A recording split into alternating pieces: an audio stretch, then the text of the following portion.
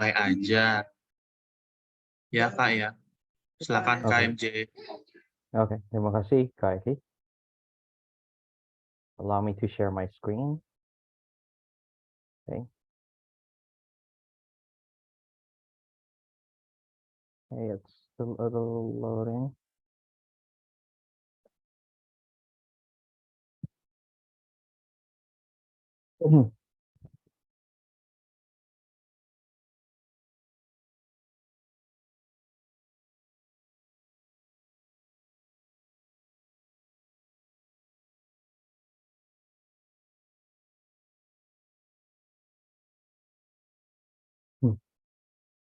Okay, so this is prep SIMAK UI KKI 2. Okay, so without further ado, let's start. Okay, number 1. A bullet of mass m equals to 0.01 kilograms is fired into a ballistic pendulum of mass m equals to 2.0 kilograms as shown in this figure.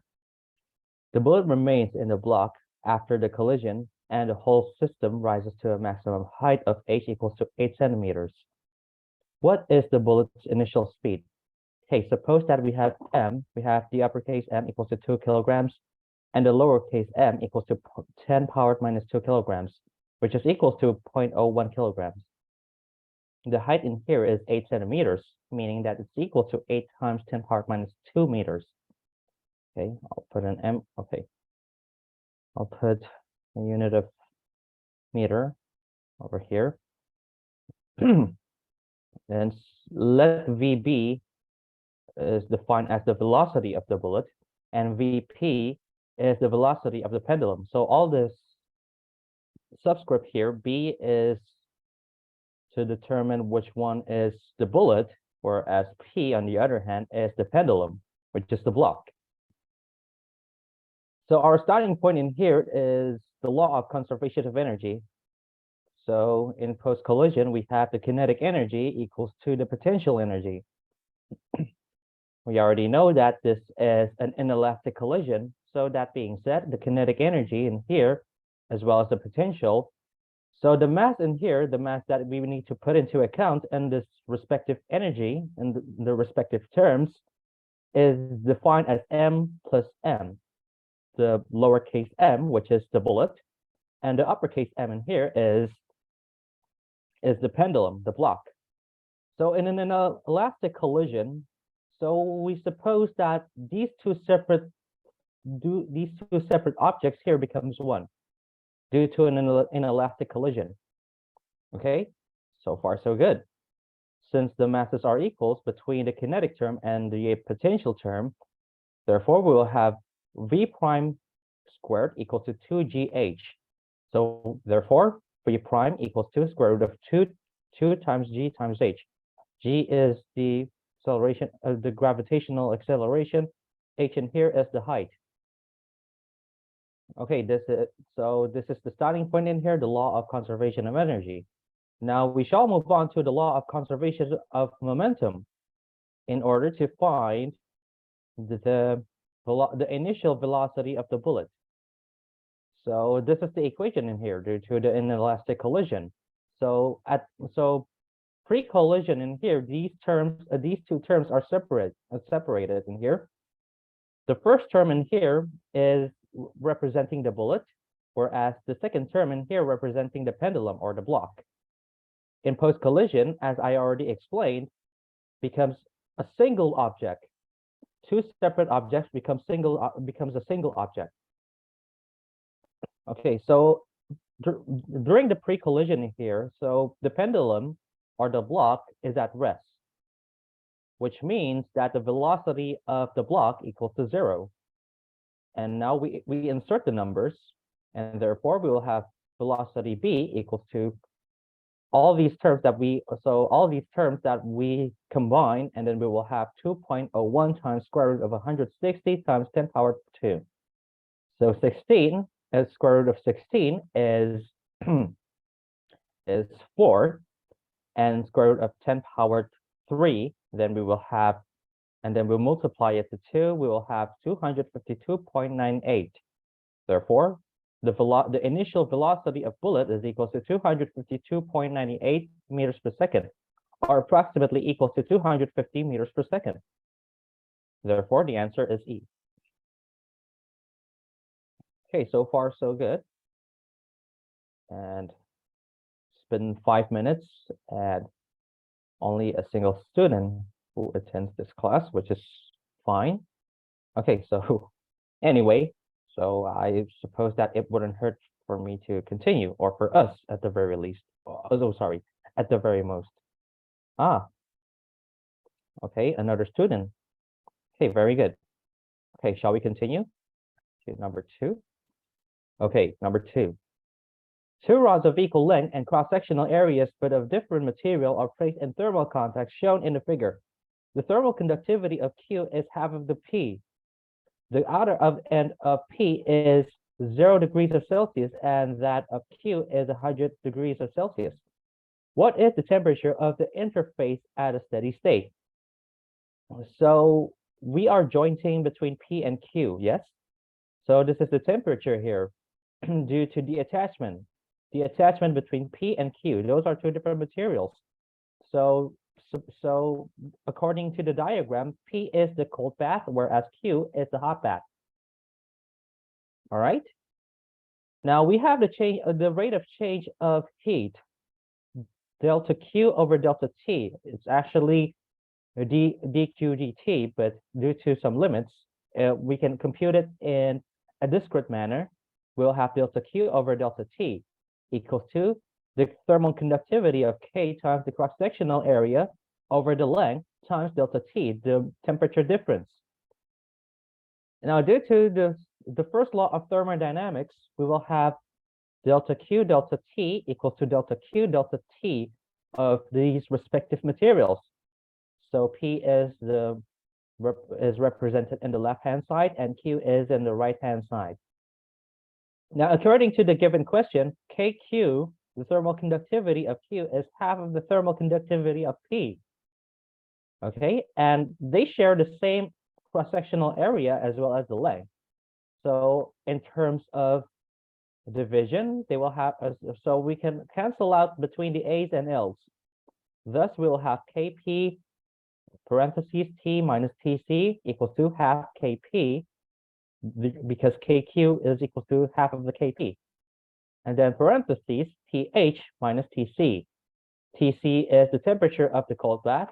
TH is the temperature of the hot bath. Our objective in here is to find the solution of T, yes?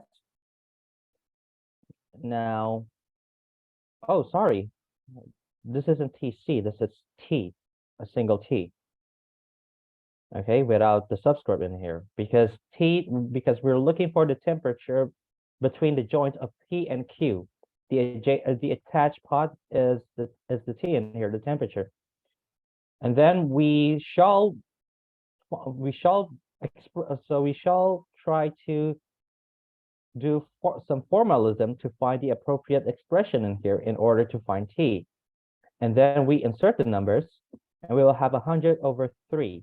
Therefore, the temperature is equal to 33.33 degrees of Celsius. The answer is C. Okay, moving on to number 3. A 40-gram ice cube at 0 degree of Celsius is added to 200 grams of water at 20 degrees of Celsius. Calculate the final equilibrium temperature, assuming no other agents for heat exchange are present. The specific heat of ice is 2,310 joules per kilogram per degrees of Celsius, and that of a water is 4,200 joules per kilogram per degrees of Celsius. And the specific latent heat of melting of is 3.36 times 10 power 5 joule per kilogram. So let's suppose that T without the parentheses, without the subscripts or without any indices, is the final temperature. And the end, T in here will be put into some parentheses in order to find the temperature difference. And number 1. So here's the scenario here. So suppose that we have an ice cube. Yes, we have an ice cube. And then it reaches to 0 degrees of Celsius, the temperature of the ice. So this is the phase where they start to change its form. It tries to change its matter from solid, from solid to liquid. So basically, this is a latent phase, meaning that there is a tendency to change, whether to melt or to freeze. Now, according to the question here, our objective is to find that the ice in here can convert into water. Okay, so this is the latent phase. Okay, and once the latent phase is over, this is where the former ice, which is essentially water, can reach to heating. It can reach to evaporation. But okay, evaporation is where 100 degrees is reached, but that's not the point in here. We're looking for, we're talking about, we're heating the water here. We're not reaching to evaporation, but this is the main idea in here, that water do have the tendency to change its phase from solid to liquid and into gas. But due to the given question that we're looking for the case where ice changes into water. Okay, that is the general idea. Now we start from step 1, heat loss of water. Okay, so we have a water, of course, from the very start, and then we put an ice cube into the water, and the ice cube here will convert into water. So which is why we shall start from heat loss of water. Suppose that the heat loss of water is Q1 equals to MC delta T. Delta T is equal to 20 degrees minus T, which is the thing that we're looking for. Okay, now we compute it. We put the mass, 200 grams, which is 0.2 kilograms times 4,200. So this is the specific heat of the water minus the delta T, times the delta T, and then we will have 16,800 minus 840 times T. This is the heat loss of water. And now in step 2, we are considering the heat gain of the ice that will convert into water. Okay, so Q2 equals to ml, the Latin. So this is the specific Latin here, yes? So this is the phase of the ice that was being poured to the water. Okay, and then we start to compute it, which is 40 grams, which is also equals to 4 times 10 power minus 2 kilograms, times the specific Latin, which is 3.36 times 10 powered 5.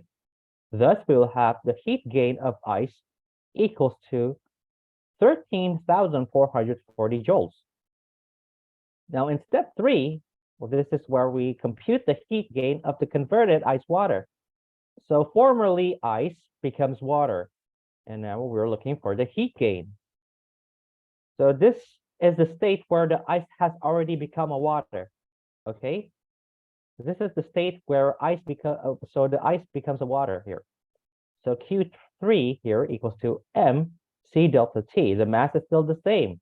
The mass is still the same, which is 40 grams, or 4 times 10 powered minus 2 kilograms. And which specific heat shall we use in here? Well, it's supposed to be this, 4,200. Oh, wait, allow me to compute a little. So MC delta T. We're supposed to use this, yes, not the ice, because the ice has already become a water. Okay, let's see. 4 times.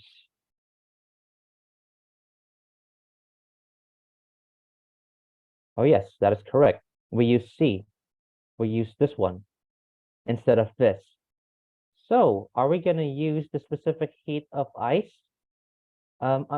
Fortunately or unfortunately, well, depends on what you're thinking. We will not use the specific heat of ice. Instead, we will use the specific heat of water. because our objective here is to find the heat gain and the heat loss of waters. Or for that matter, we are looking for the heat gain of the converted ice that becomes water. Okay, now that we already have Q3 in here, now, well, again, this is the first law of the zeroth law of thermodynamics. Q gain here, the heat gain is equal to the heat loss. So which one is considered the heat gain and which one is considered the heat loss? So our starting point starts from heat loss of water. So this is the initial part here where we are computing the 200 grams of water. So what about the heat gain? The heat gain is what it was experienced by the ice that was being poured into the water. So we will have Q gain equals to Q loss, which is equals to Q2 plus Q3 equals to Q1. Now we shall compute all these given numbers. And then in the end, we will have 1008 times T equals to 3360. And then we divide it, we will have 3.33 degrees of Celsius. If you're not really following this, if you're having trouble following this, well, I hope that this graph will give you an idea how this works. This graph as well as this graph. Okay, so I'm pretty sure that you also learned this in chemistry, yes, as well as physics during the chapter of thermodynamics, if I remember correctly. So yes, here it is. It's not as complicated as you think. It's phenomenal, I would say. Okay, so oh yeah, if you have any questions, please don't hesitate to send a message via chat right away. Or if you would like to turn on your microphones, well, it's also okay. All right, let's move on to number 4. In 2 experiments with a continuous flow calorimeter to determine the specific heat capacity of a liquid and an input power of 60 watt produced a rise of 10 Kelvin in the liquid. When the power was doubled, the same temperature rise was achieved by making the rate of flow of liquid 3 times faster. The power loss to the surroundings in each case was, okay, suppose the power loss to the surrounding in, so each case be P prime, okay? So this is where delta T equals to 10 Kelvin. The power is equal to 60 watt, and power itself is equal to MC delta T over T plus Q prime. Okay, so power can also be defined as, so this is how power works. So this is work over delta T. So we can define, so we define delta W equals to delta Q, MC delta T might also work. Delta T might be equals to T if it's constant, if the time is constant. Okay, so here it is. Now we will equate P, which is the power. So we will have 60 equals to MC over T times 10 plus P prime. And then 60, and then this implies 60 minus P prime equals to 10 times MC over T. I should have write it in an uppercase, or at least it looks like an uppercase. Okay, this is the specific heat. Okay, we already have the equation here. Now when P is doubled, MC delta T over T, temperature over time, becomes faster, where delta T of temperature is equal to 10 Kelvin, the same as the initial temperature difference. Okay, and then we shall have 120 minus P prime equals to 30 MC over time. Now we start to find a ratio between 2P over P. Okay, it looks like that it's a nonlinear system. I mean, if we try to multiply it by 2 or to double it, the right-hand side is, instead of 3 times, it becomes twice as big as the initial power. But that's not the case. So, which is why we shall find the ratio. Clear. So, okay, let's do it. Okay, and then we will have 120 minus p prime over 60 minus p prime is equal to 30 mc over t over t time times t time over 10 mc. And then we will have 120 minus p prime equals to 180 minus 3 p prime. Therefore, we'll have 2 p prime equals to 60. Thus, p prime is equals to 60 over 2, which is essentially equal to 30 watts. Okay, it becomes linear now, and therefore we'll have B. The power loss to the surrounding in each case was 30 watts.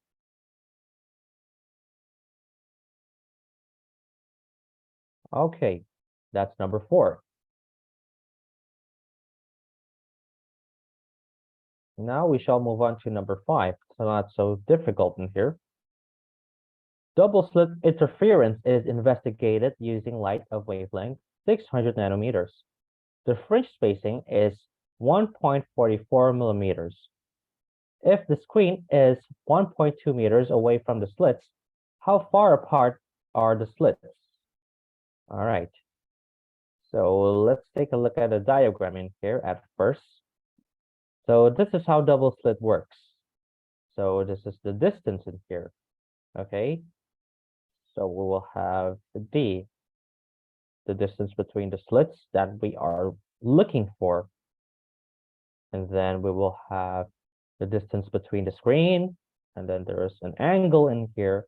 So there is an angle. This is where the so this is where the distance of the screen and the distance between the slits are approaching. Well, and then we'll have A, slits width, the width of the slits. Okay, so I would say, and then Y in here is the distance between, well, so this is representing here, well, so the fringe spacing, okay? And then we will have D equals to lambda over theta. We shall note that tangent theta is approximately equal to sine theta, approximately equal to theta equals to Y over D, the uppercase of D. This is where we set the limit x to 0, sine x over x is equals to 1. So this implies that sine x is equals to x. So we try to remember limits in here. Under the condition where the angles are very, very small. It is close to 0, but not 0. Okay, so far so good. Now let's start. So, and then we'll have D equals to lambda D, uppercase of D, the distance between the screen over Y. And then we shall compute it. We insert the numbers, and then we will have the distance between the slits equals to 0.5 millimeters. Therefore, the answer is C.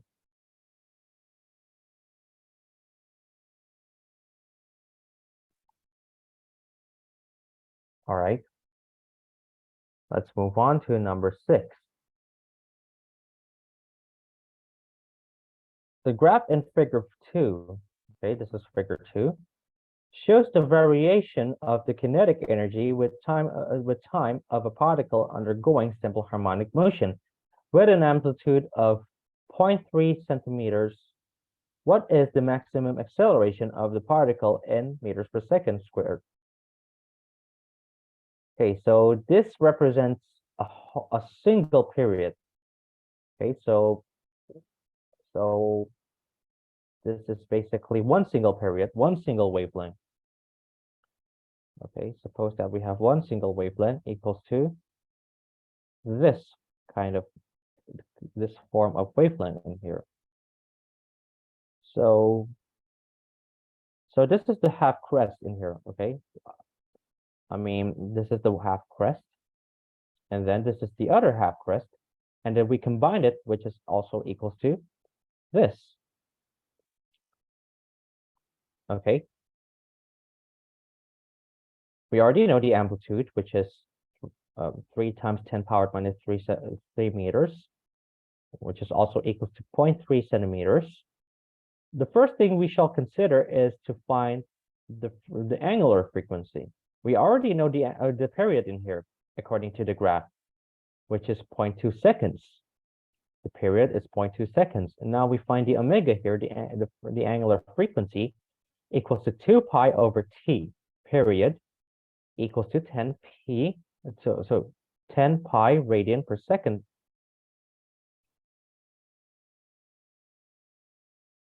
And now step 2 is to find the acceleration.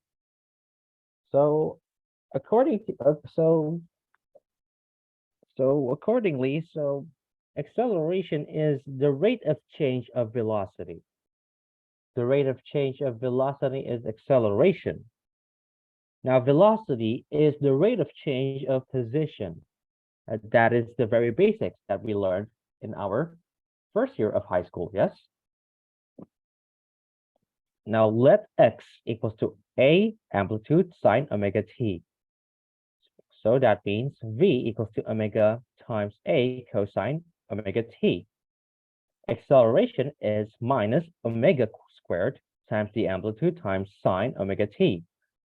Now, the maximum velocity is proportional to omega or equals to omega times amplitude, implying that the acceleration maximum is equals to omega squared times the amplitude. Now, thankfully, this given question asks us to find the maximum acceleration. So since we already know the omega as well as the amplitude, all we have to do is to multiply it. And then we find the square root of omega times the amplitude. Thus, we will have a pi squared is approximately equals to 10. And therefore, we'll have the maximum acceleration equals to 3 meters per second squared. Therefore, the answer is D. Okay, very good.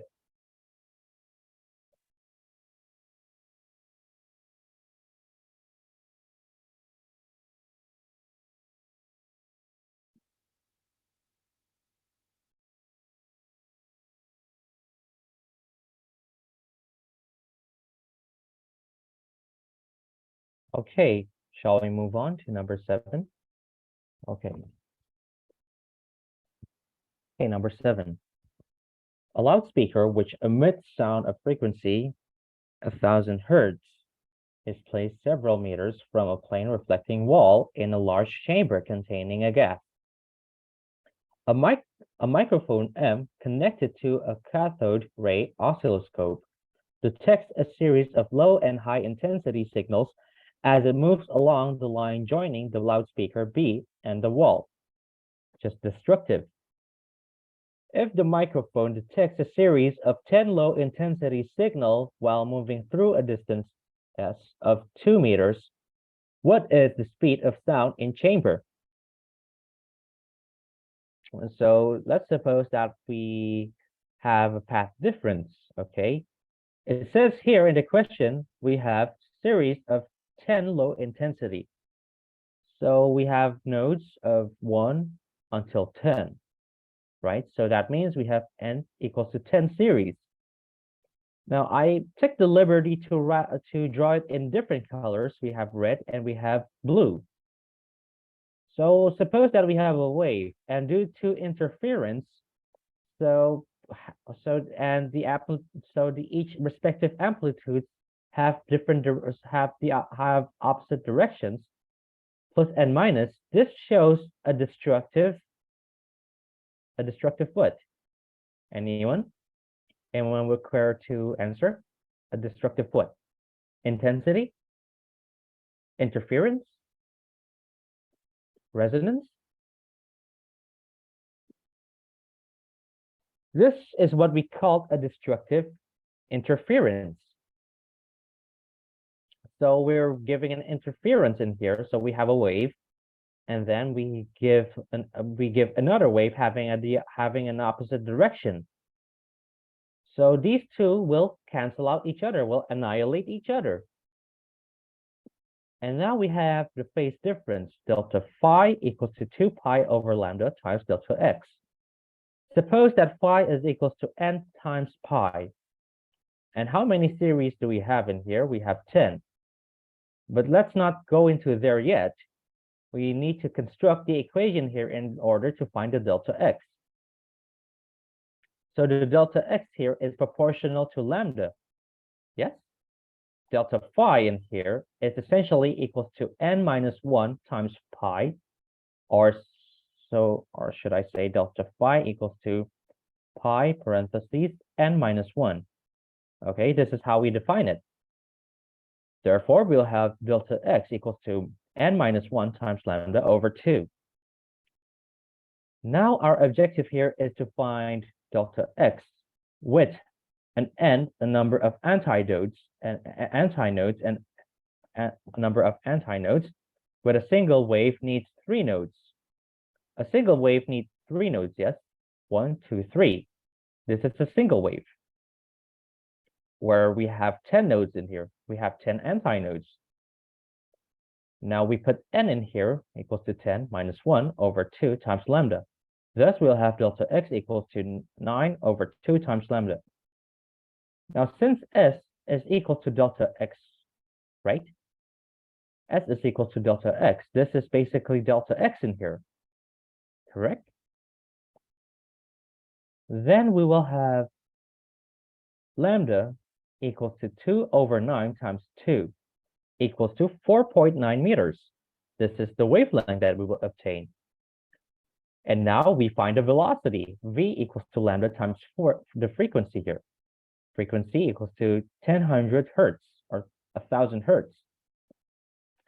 Now we have velocity. We insert the numbers. We'll have 444.44 hertz, or approximately equals to 440 meters per second.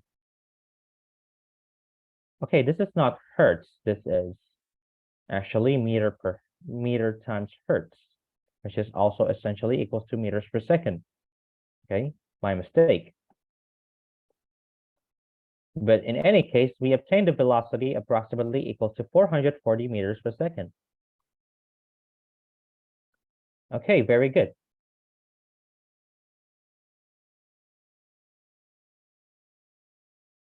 All right, now that we already covered number 7, which is half of the problem set, I suppose that it wouldn't hurt for us to take a little break, even though we only have 2 students attending here, but yeah, okay.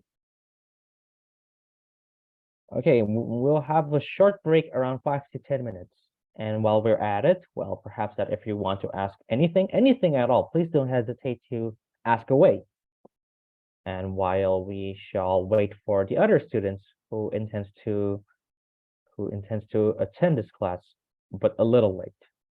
All right, 5 to 10 minutes from now.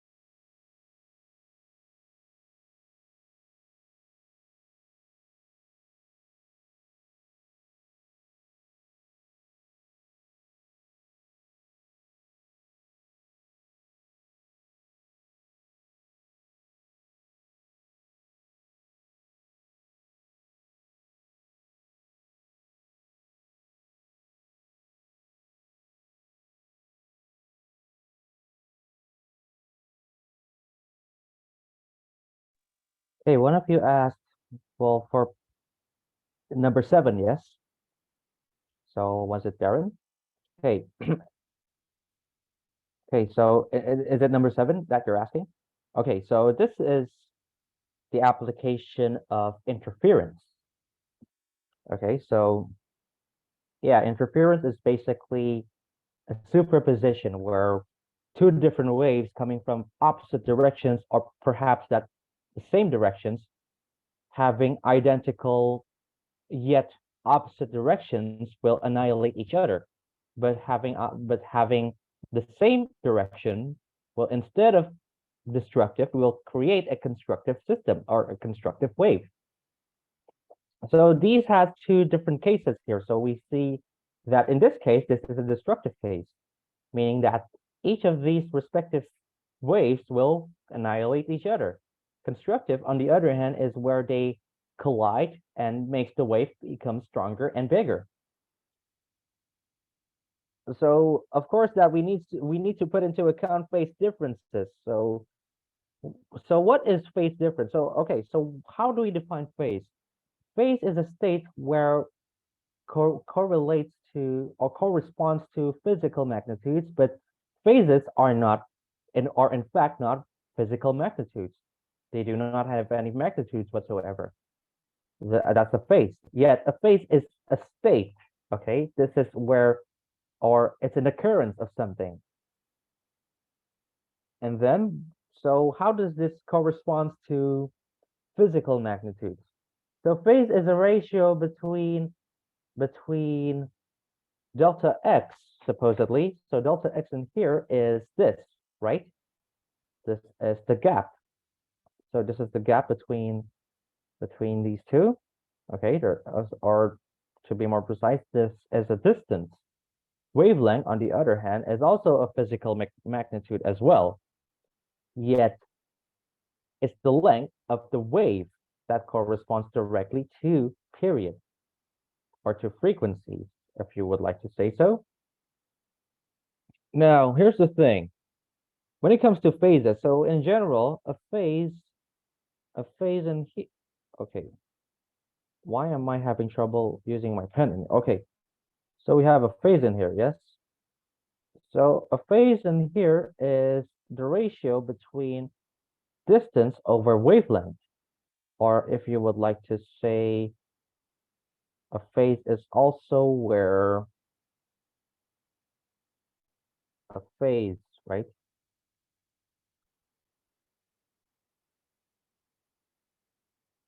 So this is so okay, what is phase exactly? So phase is a state. A phase is a state where it corresponds to physical magnitudes, adjusting phase that allows something to synchronize.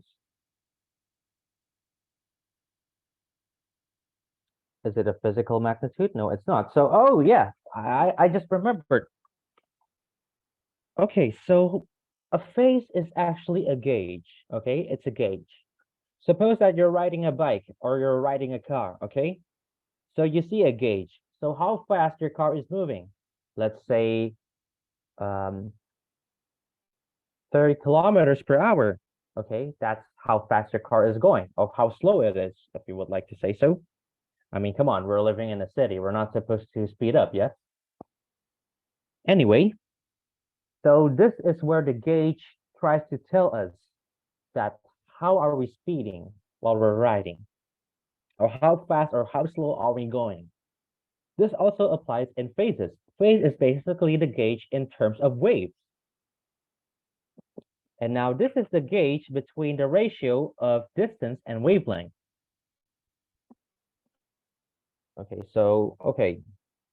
So this is a simple harmonic. So we can also apply a simple harmonic motion in here. So this is where between two waves in here, interference, we have the amplitude. Now we find a phase. Okay. Perhaps that it's better for you to try to find the basics in here on your own. I mean, it will take time in here for all of us, if we explain a whole chapter of interference and waves and phases.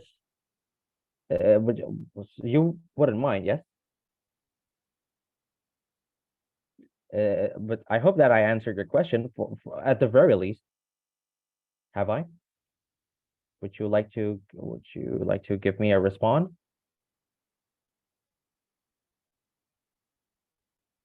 Darren, yes? Okay. A little bit. I understand that it takes time for us to understand, yes, but really, but you really need to. So yeah, I will probably, well, if you have time, well, perhaps that you can study a little more about waves and phases as well as simple harmonic motion. Okay, so the very basics in here is simple harmonic motion, and then we shall continue to interference. Oh yes, please. Did you turn on your microphones? Did any of you? Okay, very good. Okay, so this is the ratio between x and lambda. But now why do we put a multiplier of 2 pi in here? Because a 2 pi Sorry, sir. represents, oh yes? Yes, please. If you would like to ask anything, Sorry, sir. I just got kicked out. Can you please repeat? repeat what? Which part? Uh, the question I asked before. How do you know if it's destructive or constructive? How do we know if it's destructive and constructive? Okay, so here's the thing. Let's take a very careful look at the question.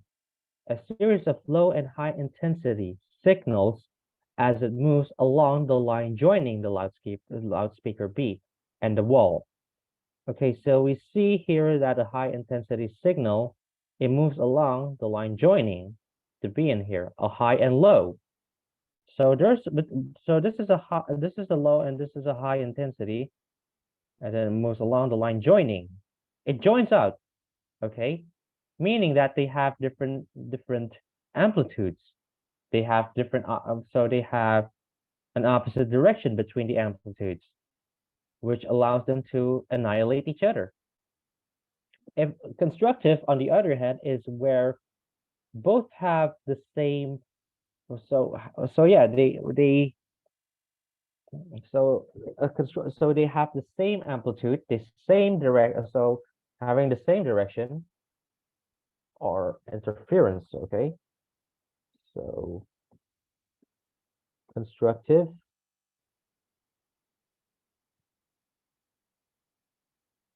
is where, yeah, so they share the same direction, they share the same phase, the amplitudes gets added. Yes, suppose that we have different, so we have two waves in here. Okay, having two waves, and okay, I think that is a little too big. Okay, this comes from the same opposite, the same direction. And then once we already have it, we will have a higher peak of wave. That's basically it. Okay, that was, okay, yes, okay. But what I'm trying to say is, why do we multiply 2 pi in here?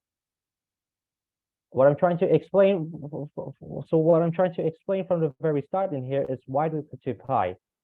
So here's the neat part in here. So when a wave is moving, it represents a rotation, it represents a circulation. Yes.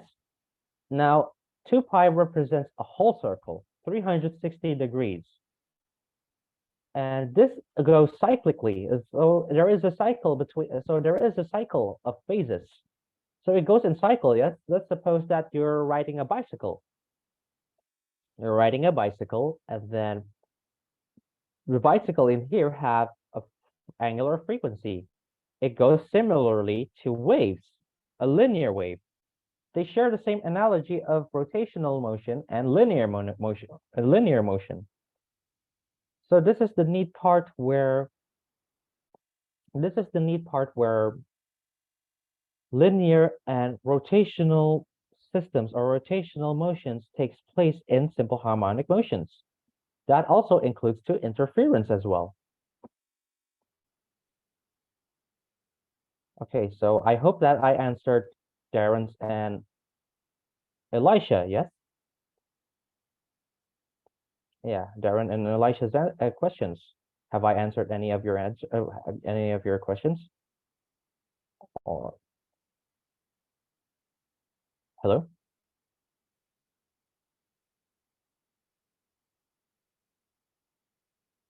Yeah. So 2 pi is time over period. Time over period, x over lambda. This is the interesting part.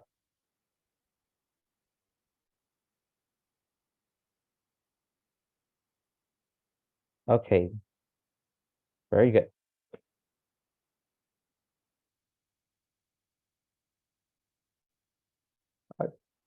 Okay, number 8. Speaking of, we are working on phases again. Okay, a small amplitude progressive wave in a stretched string has a velocity of 10 meters per second and a frequency of 100 hertz. What is the phase difference in radians between 2 points 2.5 centimeters apart in the string? Okay, we have the velocity, we have the delta x, but also we have the distance between strings, and we have the frequency. We shall first find the lambda in here, the wavelength. Velocity over frequency, we have 10 over 100. Lambda is equal to 0.1 meters, or 10 powered minus 1. Then we will try to multiply it, which is the phase. We're looking for the phase difference. 2 pi, parentheses, delta x over lambda. We insert the numbers, and then we will have 5 pi times 10 powered minus 1. So we have 0.5 pi, or equals to delta phi equals to pi over 2. The answer is E. That's number 8. Okay, so between number 7 and number 8 is quite similar, I would say. So this is strongly related to phase and wave as well as simple harmonic motions.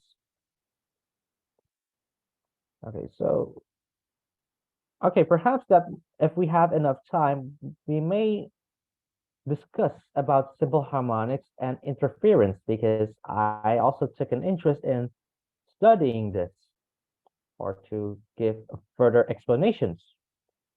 This is actually an interesting part in here. This is actually an interesting discussion when it comes to physics.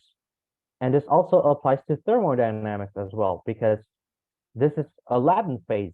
Okay, a phase, we can use the same analogy of simple harmonic motions as well. Okay, very good. Okay, perhaps that we could wait another 5 minutes if any of you would like to ask anything. Okay.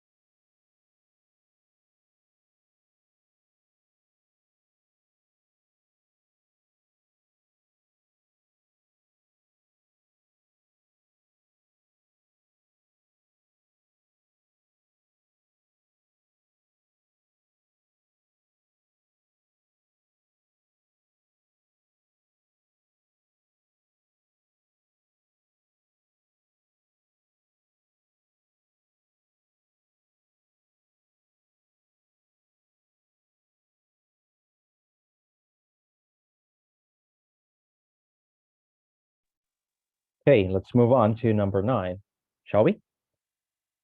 Okay, number 9. A uniform wire is made of material with resistivity of rho. It has a length of L and its diameter is D. When a constant current I flows through the wire, what is the rate at which heat is generated in the wire? Suppose that radius, or R, is equals to D over 2. P is the power that we're looking for, rate at which heat is generated. So you see, power is equals to the rate of change of work. Work can also be defined as mc delta T, or the change of rate, or the change in heat. Or we can use the theorem of work, okay? The theorem of work. So this is a note that we need to put into account. Work is equal to delta K equals to delta U. Or due to the law of conservation of energy, we shall put work equal to delta Q. Okay, delta Q is also, okay, sorry, not delta Q, but just Q in here. So work is also equals to heat, the heat that is working on the system. So now we are being told to find the rate at which heat is generated in the wire, okay, which is essentially a unit of energy per time, yes? Now that we already conclude power as a rate at which heat is generated, we shall move on to resistivity in order to find the resistance. R is equals to rho times L over pi R squared. Why do we put pi R squared? It's because that we assume that the system here, or a wire in here, a wire is, so this is the wire, okay?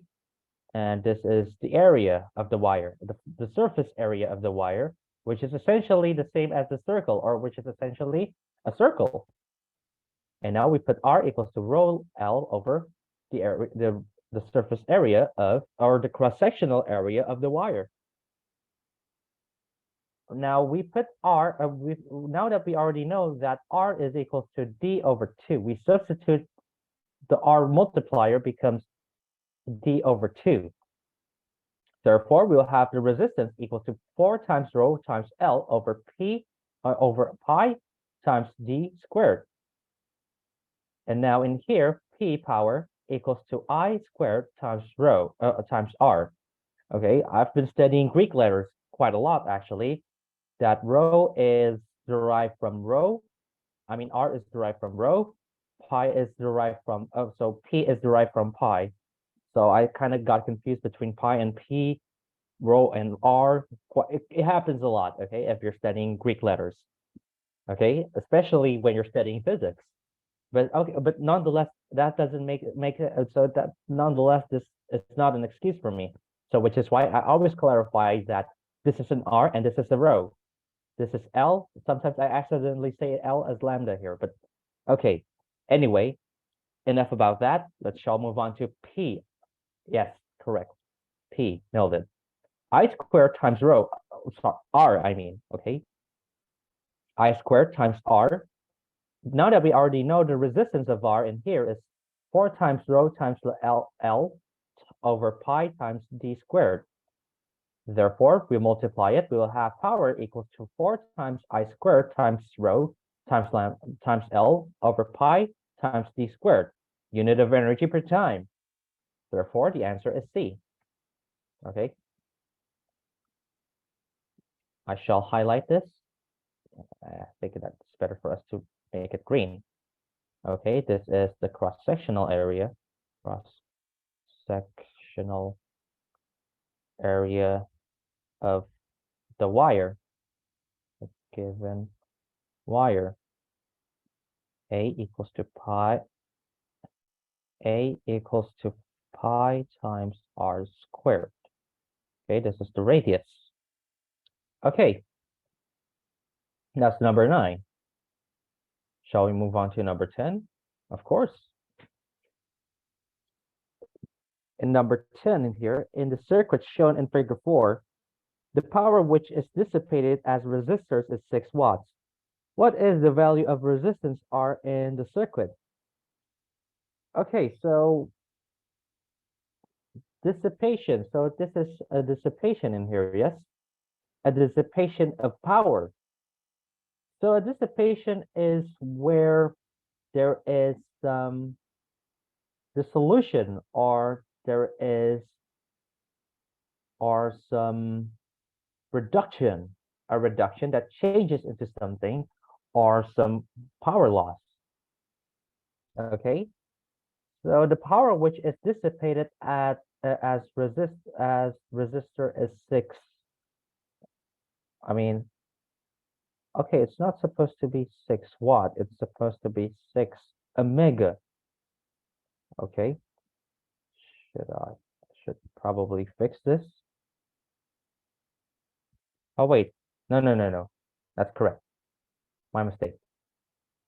Okay, so 6 watt in here, okay, not 6 omega. Okay, kind of got me there. 6 omega, this is a serial circuit, and then there is a parallel circuit between R and 8 omega. We have the voltage equals to 12 volts. Okay, P equals to I squared times R. I equals to square root of P over R equals to 6 over 6 equals to square root of 1 equals to 1. Therefore, we have the current equals to 1 amperes. And now we use the Ohm's law in here. V equals to summation of I times R. We have the serial circuit plus the parallel circuit. Now, computing the total resistance in the parallel circuit is under the basis of denominators. 1 over R of indices of I. Okay, we have the voltage 12 equals to 1 times 6 plus 1 times 8R over 8 plus R. Then we shall have 8R equals to 48 plus 6R. We will have 2R equals to 48. Therefore, the resistance is equal to 48 over 2 equals to 24 ohms, or omega in here. Thus, the answer is E. Okay, very good. Moving on to number 11. Half-life of 2 uranium isotopes of U-238 and uranium-235. So this is the number of mass in here, 238 in the uranium, and the uranium has the number of mass of 235, are known to be 4.5 times 10 power 9 years and 7.1 times 10 power 8 years, respectively. If the Earth was formed with equal amounts of 2 isotopes, estimate the current age of the given Earth, the Earth given that the uranium ores are 99.29% of uranium-238 and 0.71% of uranium-235 by number. So suppose that we know that 2 isotopes have an equal amount concurrently during the formation of the planet Earth. We also presume that these 2 elements, or these 2 isotopes, are both parent isotopes. So there is a parent isotope, there is a daughter isotope. But in this case, both are parent isotopes. That being said, we're no longer able to use or to find the age of time, the time here, which is presumably the age of the planet Earth. We no longer need to use radioactive decay formulation. Instead, we compute by concentration, or just find the average percentage of the respective half-lives. So this is based on concentration here. Eta A plus eta B. Okay, these have, so multiplied by the respective half-lives that we have. And we shall remember that this method only applies to the comparison between parent isotopes with the same element. Fortunately, in this question, we have uranium-238 and 235 are the exact same elements, only having different masses, number of mass. And of course, a number of concentration is also different. Okay, so let's assume that A represents uranium-238 and B vice versa. We'll have T time equals to 99.29% times 4.5 times 10 powered 9 plus 0.71% times 0.71 times 10 powered 9, which is the half-life of uranium-235.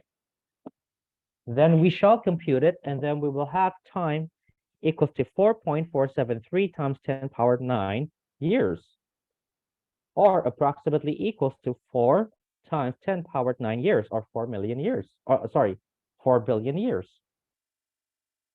Therefore, the answer is B. The answer is not C. The answer is B, which is approximately equals to the known age of the planet Earth. We know very well that the age of this planet is 4.5 billion years. Okay. So that means our planet Earth is very old. It's quite ancient, actually. Okay. Let's move on to number 12. A circular coil of wire is placed with its plane normal to a uniform magnetic field with flux density B. When the diameter of the coil is increased from D1 to D2 at a constant rate in a time interval of delta T, what is the magnitude of the EMF, or the electromagnetic force, induced in the coil? Okay, we already know the EMF. This is basically the application of Faraday's law. Delta phi over delta T. Phi in here is the magnetic flux, and electromagnetic force is defined as the rotation times the rate of change of the flux, or the magnetic flux to be more precise. The magnetic flux is phi equals to B dot A. So this is a vector here, becomes a scalar. Then we will have BA cosine theta. Let theta equals to 0, and the area of the circle A is equals to pi times r squared. Thus, we'll have the magnetic flux, or the constant magnetic flux, is equal to pi r squared times B. Okay. Then we'll have phi equals to pi times d squared times B over 4. Now we shall move on to the diameter increase. Delta phi equals to phi 2 minus phi 1. The magnetic field, or the magnetic field density, is equals to B equals to constant. So pi times B over 4 parentheses D2 squared minus D1 squared. Therefore, we will have a non-constant flux equals to 1 over 4 pi B times parentheses D2 squared minus D1 squared close parentheses. Therefore, the EMF we shall obtain is equal to pi times B over 4 times delta T parentheses D2 squared minus D1 squared. The answer is E. I can't help not noticing that in your books, there is a squirt in here, and that is incorrect. But here's the thing: so all we have to do is to remove the squirt. Okay, the squirt in here.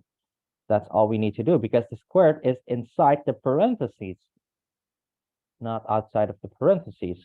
Okay, that's number 12. Number 13. A circular coil is rotating at a constant angular frequency, or an angular velocity, about a diameter as axis in a uniform magnetic field. When the value of one of the following quantities has changed, the magnitude of the induced EMF in the coil will increase. The quantity is A, the radius of the coil, B, the period of the rotation of the coil, C, the numbers of turns of the coil, D, the electric flux density, or E, the magnetic flux density.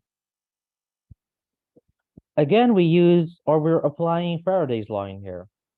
Okay, and then we find the flux equals to pi times r squared times b cosine theta. Assuming that theta is equals to omega t and b is constant, we will derive the flux with respect to time. Okay, we will derive it with respect to time. We will obtain minus omega b times pi r squared sine omega t. Now we assume that omega t is equals to pi over 2, 90 degree. It turns into a 90-degree angle. We shall have the EMF equals to omega times n times b times pi r squared. One thing's for certain, that our only catch in here, that the following quantities is either constant angular frequency or the diameter. Yes? So that being said, the radius shall not take place. Radius should take place as well as B, the probable answers here, whereas C, D, or E is no longer relevant for us. We don't need to put C until E into account. Instead, all we have to do is to consider between A and B. But here's the funny catch. When the coil is rotating, I mean, think about it. Are you able to change its diameter or its radius while the coil is rotating? Why, most certainly not. You are not able to change the diameter nor the radius while it's rotating. Instead, all we have to do is to increase the angular frequency. Since the angular frequency is increased, and the angular frequency, or frequencies for that matter, is inverted with respect to the period. So all we need to do is to change the period as well as the frequency. Now, in order to increase the EMF, one should increase the angular frequency, by which setting the rotational period even faster.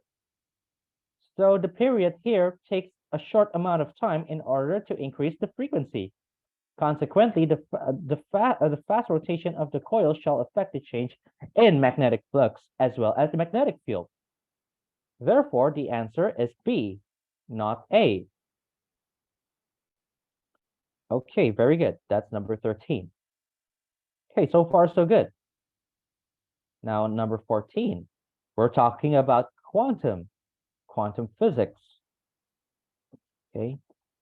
The energy level of hydrogen atom can be expressed as E subscript of N equals to minus 13.6 over N squared electron volts. Electron volts here is the unit. It's the equivalence of joule. So 1.6 times 10 power minus 19 joules is equals to 1 single electron volts. Okay, where n is the principal quantum number, calculate the wavelength in meter of the first line in Lyman series, which emitted when the hydrogen atom makes a transition from the state with n equals to 2 to the state with n equals to 1. Okay, so we use the Lyman series here. This is the equation of the Lyman series. We know that the R is a constant in here, okay? Equals to 1.097 times 10 power minus 10 power 7 per meters. So the Riemann the constant in here is inverted with respect to length. This is because, so we have 1 over lambda here, yes?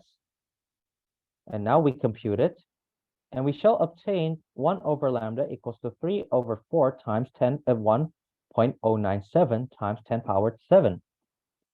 Now we switch the lambda in here from the denominator into a numerator, and then all these respective multipliers on the right-hand side. Then we will have 1.2154 times 10 power minus 7, or approximately equals to 1.24 times 10 power minus 7 meters. Therefore, the answer is A. Okay, moving on. Last question. 15. Electrons are accelerated in a cathode ray tube by a potential difference of 50-100 volts. What is the shortest wavelength of photon emitted by the anode when electrons hit it? Okay, so this is photoelectric effect. Okay, this is photoelectric effect. Photoelectric effect.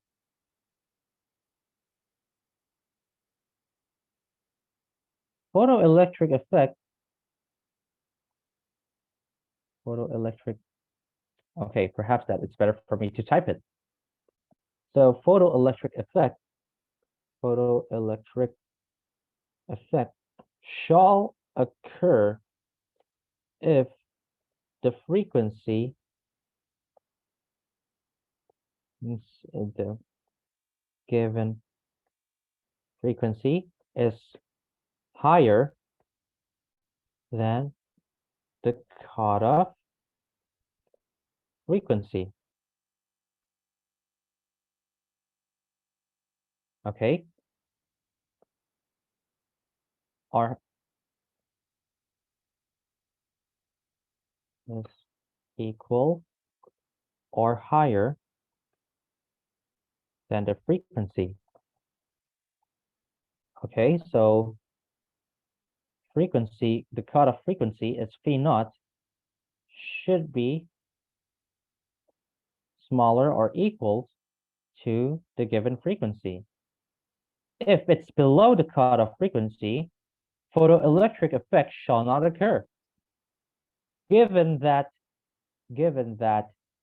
frequency is inverted to lambda, this implies that the cutoff lambda shall be higher than the lambda, the given lambda. Okay. So what is the shortest wavelength of photon emitted by anode when electrons hit it? So our objective here is to find the cutoff frequency. The cutoff wavelength in here, lambda naught. This is what we're looking for, the lambda naught, the lambda cutoff. Lambda is equal to h times c over qv. So this is the law of conservation. Okay, let's just write it conserved. The law of conservation of energy. The kinetic energy is equal to potential energy. Kinetic energy, okay, the kinetic energy here, Ke times U. Okay, we will have Hc over lambda, or Hf equals to Q times V. Okay, or if you're not familiar, perhaps that it's better for me to write it as E energy subscript of kinetic, and this is a subscript of potential. Okay, this is the potential. This is the kinetic term. The kinetic term, this is the potential term. Since it is conserved, we shall equate between the kinetic term and the potential term, and we shall have the lambda equals to hc over qv. Now, we need to find the shortest wavelength. Yes? The shortest wavelength shall be the cutoff energy, the cutoff wavelength. It should be the shortest. It cannot be the highest in here. Okay?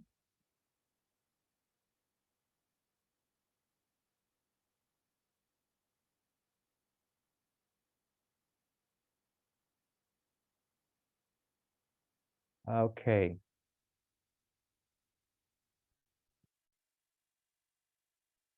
Wait.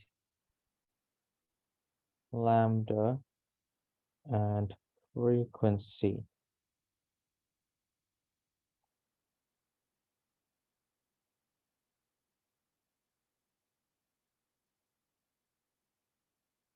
Yes.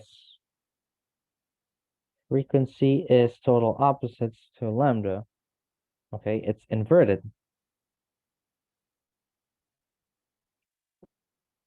And now we shall find the cutoff frequency in here, or the cutoff wavelength in here. And then we compute H. H is not given, so I shall write it as 6.62 times 10 power minus 34 joule second. And C is equals to 3 times 10 power 8 meters per second. And then Q is equals to E equals to 1.6 times 10 power minus 9 coulombs. And volt, well, we already know the volt in here, of course. We already know the voltage, and now we compute it. We shall have 0.25 nanometers shall be the shortest wavelength in order to have the occurrence of photoelectric effect. Therefore, the answer is C. Okay. Good. That concludes our problem set so far. Now, if you would like to ask anything at all, please don't hesitate to ask away. All right?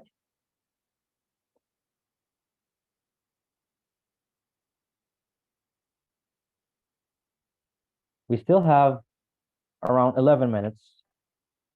So we still have an amount of time if you would like to contribute, or if you'd like to give some arguments, or perhaps that if you see any incorrect parts, you may let me know. All right. If not, shall we have a moment of silence for 10 minutes? Well, I'm gonna take that as a yes. All right.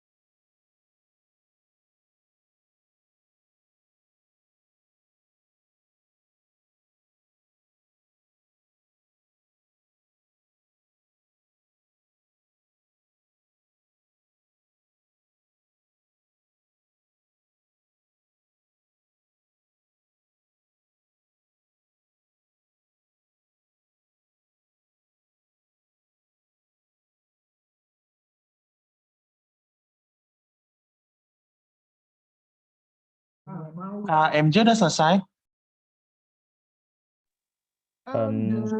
Tadi Nih. kan belum ada yang respon lagi. Saya mau save ininya, filenya. Nggak ada lagi teman-teman yang mau ditanya. KMJ materi ininya boleh dikirim nggak Kak ke chat Zoom buat anak-anak yang ini? Memang mau saya kirim. Oh, lagi mau dikirim. Oke Kak, siap. Berarti ini udah selesai KMJ ya, aku berhentiin recordnya. Oke.